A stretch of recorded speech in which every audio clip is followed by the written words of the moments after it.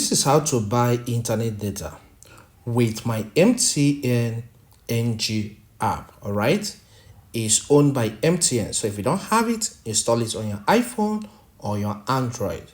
So the first step is to tap on the application. As the app opens, you will see some details about you.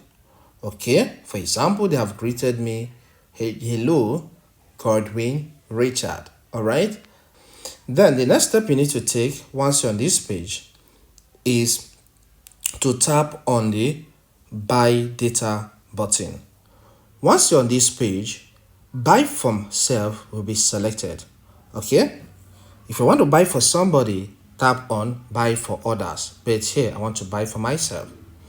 Then daily is selected as well, meaning that you're buying daily data bundle. All right, data bundle. But I don't want to go for daily here. I want to go for monthly. So tap on monthly. Then we are given some options. I will scroll down until I get to the one I want to buy. So here I want to buy 10,000 naira data bundle, which will give me 34 gigabytes. All right. So I will tap on the buy button under it. So do the same. You'll be taken to a fresh page like this.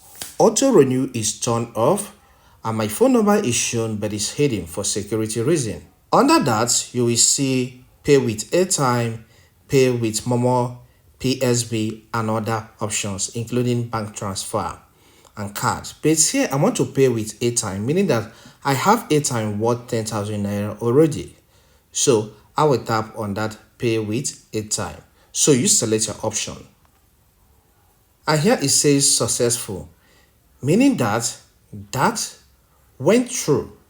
So I'll scroll down to return to the page, to the main dashboard. Okay.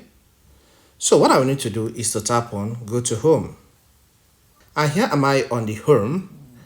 And from here you can see I have 176.42 gigabyte. Why?